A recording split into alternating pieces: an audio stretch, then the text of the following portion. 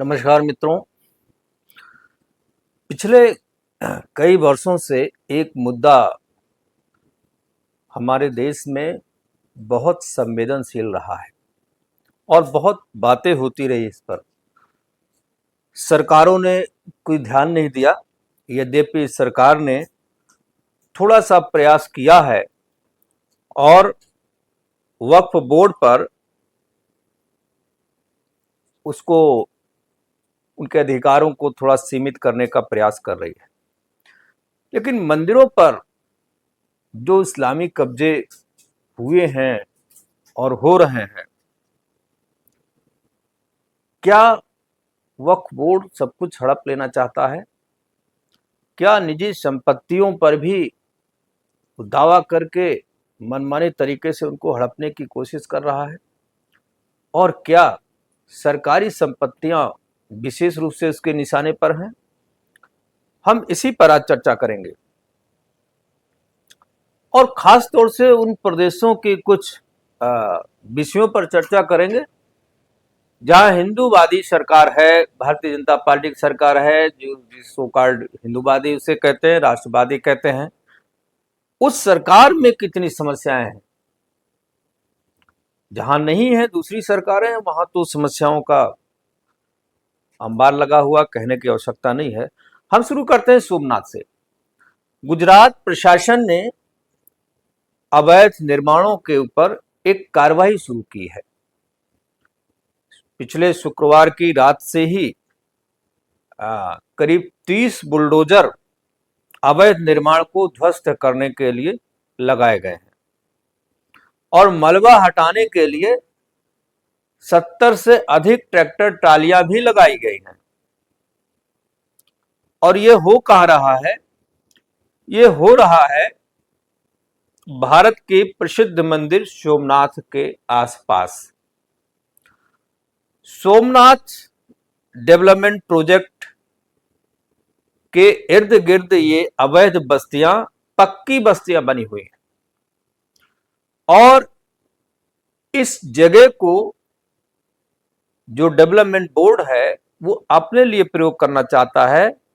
लेकिन इसके खास तौर से जो पीछे का हिस्सा है वहां ढेर सारा अवैध निर्माण बन गया है। मस्जिदें भी है, बहुत सारे मकान है और सब पक्के बन चुके हैं।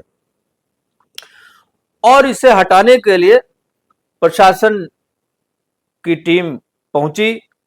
लगभग 1400 से अधिक पुलिस कर्मियों को लगाया गया। फिलहाल स्थिति चूंकि सरकार है वहां पर, गुजरात में बहुत ज्यादा संख्या नहीं है मुस्लिम समुदाय की, जहां वहां उतना उत्पाद भी नहीं होता है और ध्वस्तीकरण का कार्य चल रहा है। आपने देखा होगा कि इसके पहले गुजरात में ही बेट द्वारका में एक बड़ी कार्रवाई हुई थी। बेट द्वारका भगवान श्री कृष्ण की वो नगरी है। जब मथुरा से वो पलायन करके द्वारिका में अपनी नई नगरी का निर्माण किया था यदुवंशियों के लिए, और पूरी दुनिया उसको जानती है कि कितना पवित्र स्थल है। समुद्र के अंदर वो जल समाधि हो गया था उसका, और बहुत सारे दर्शक, टूरिस्ट और श्रद्धावान लोग बड़ी दूर दूर से, विदेशों से भी आते हैं और वहां जाते हैं, उस टापू पर जाते हैं, उसके अंदर जाने की देखने की कोशिश करते हैं। द्वारिका में अवैध मजार, दरगाह, अवैध मस्जिद, अवैध मकान, उसका जाल बिछा हुआ था और गुजरात सरकार ने उसको सफा करवाया पिछले साल। और यह कार्रवाई ऐसे नहीं हो गई आसानी से।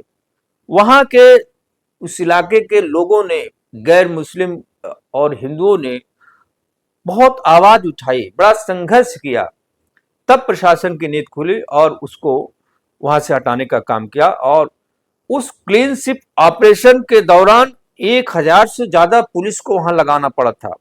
अंदाजा लगाइए, स्टेट रिजर्व पुलिस भी थी, स्टेट की अपनी पुलिस भी थी, पैरामिलिट्री फोर्सेस को भी वहां लगाना पड़ा था।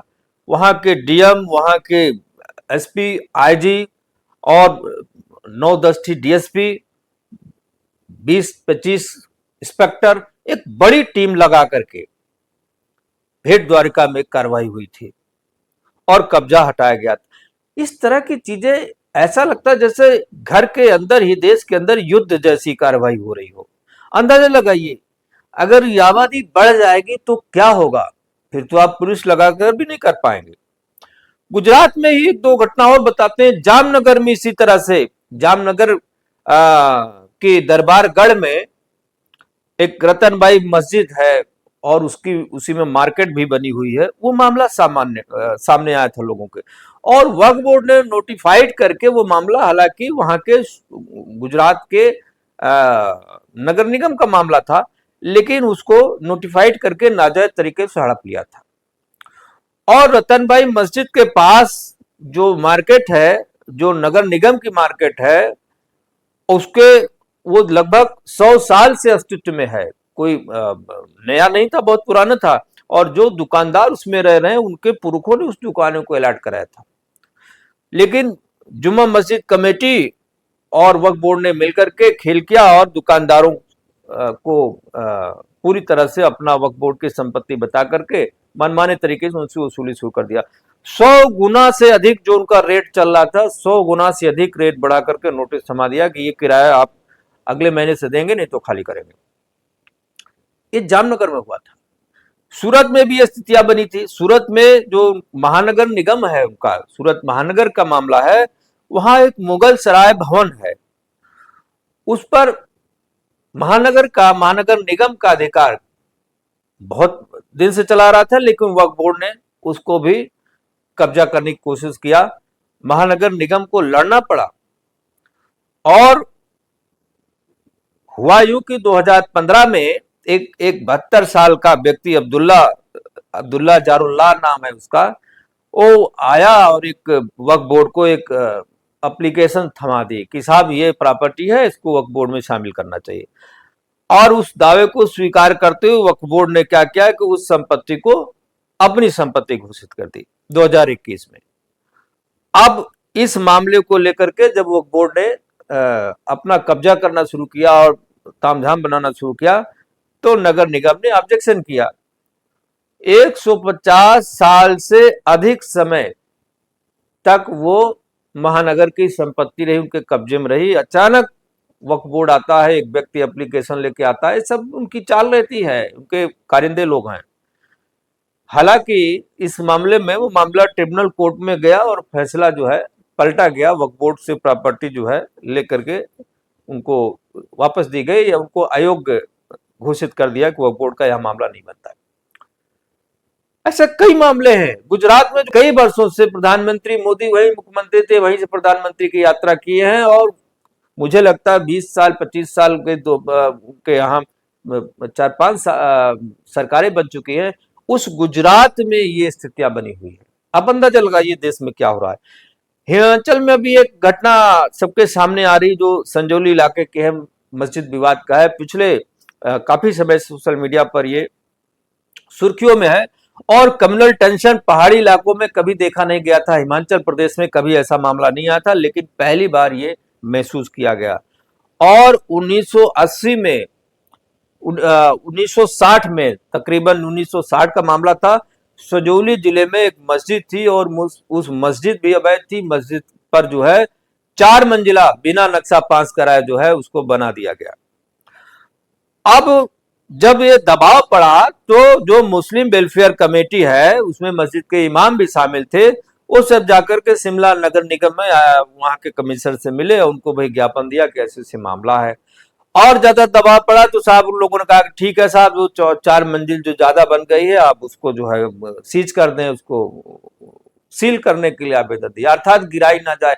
लेकिन इतना दबाव बढ़ा, कांग्रेस की सरकार होते हुए भी वहां हिंदुओं की एकजुटता एक बहुत महत्वपूर्ण टर्निंग पॉइंट लेकर के आई कि वो मस्जिद वहां से हटाई जा रही है, उस मस्जिद पर कार्रवाई हो रही है।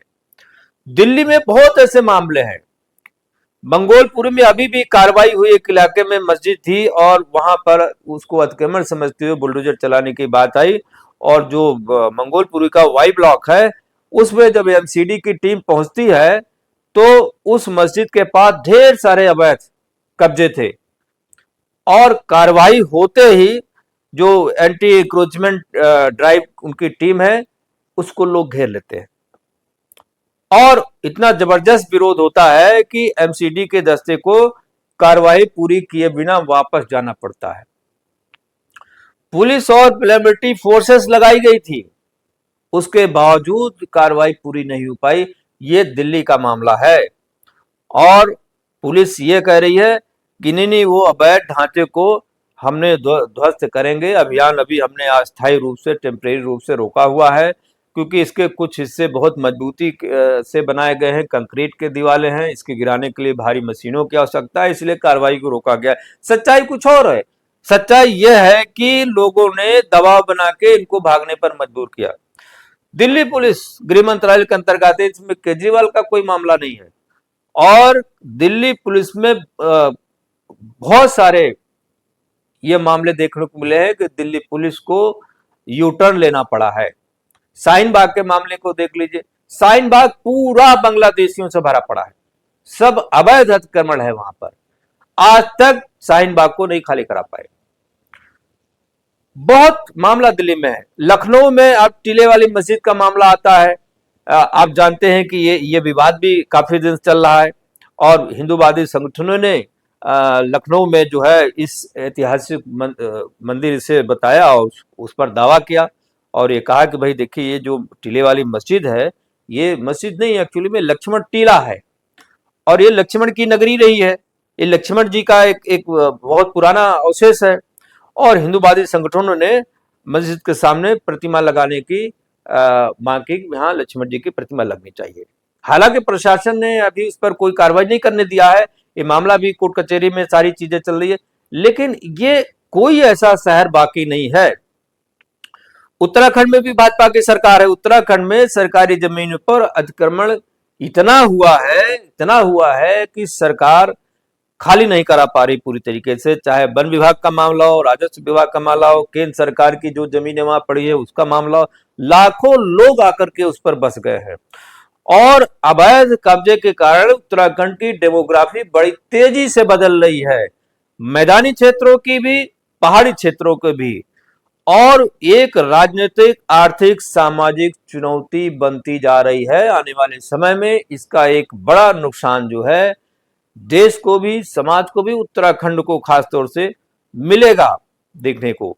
और हालांकि वन विभाग ने कहा है कि भाई लगभग 3,500 एकड़ जमीनें हमने अतिक्रमण से मुक्त कराई है, लेकिन अभी भी 8,000 हेक्टेयर से ज्यादा कब्जे मुक्त कराने बाकी है, अर्थात वन विभाग भी अभी अपनी जमीनें वापस नहीं ले पाया है। उत्तराखंड राज्य में भौगोलिक दृष्टि से 71% का लगभग क्षेत्र वन विभाग का है, जंगली क्षेत्र है, पहाड़ी क्षेत्र है और उनमें बड़ी संख्या में ये लोग घुसपैठ कर गए हैं और ज्यादा से ज्यादा अवैध रूप से अतिक्रमण करते हुए लोगों ने मजारे बनाई है, घर बनाए हैं, मस्जिदें बनाए हैं, बहुत सारी चीज उन्होंने बनाया है। सरकार ने सर्वे करवाया था, सरकार के सर्वे के आंकड़े के हिसाब से 11,814 हेक्टेयर जंगल की जमीन कब्जे में जा चुकी है, जो बाहर से आने वाले लोगों ने कब्जा कर रखा है, ऐसा बताया गया है।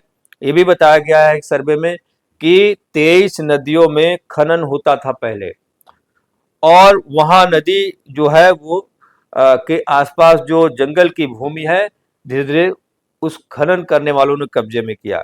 दरअसल ये बताया जा रहा है कि 2005 तक जो लेबर वहां बाहर से आते थे, उस समय सरकार कांग्रेस थी, बरसात में खनन बंद हो जाता था तो वापस चले जाते थे, लेकिन कांग्रेस के शासन में धीरे धीरे ऐसी व्यवस्था बनती गई कि वापस जाने के बजाय बरसात में भी वो रुकने लगे, वहां अपना ठिकाना बनाने लगे, फिर धीरे धीरे कच्चे से पक्का मकान बनाने लगे और अस्थायी रूप से वो वहां टिक गए।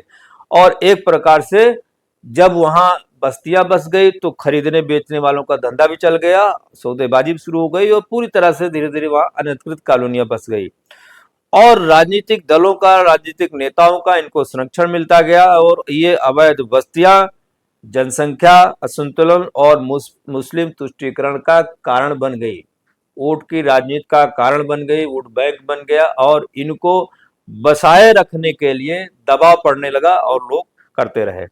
अगर हम इसका विश्लेषण करें तो मैं समझता हूं कि देखिए, अयोध्या, मथुरा और काशी का मामला भी ऐसे ही था। पहले धीरे धीरे अतिक्रमण हुआ, लोग बसते गए, फिर वहां मस्जिद बनाया, फिर चबूतरा बनाया, फिर उनको मजारे में धीरे धीरे करके इंक्रोचमेंट बढ़ाते बढ़ाते मंदिर को मस्जिद में कन्वर्ट कर दिया।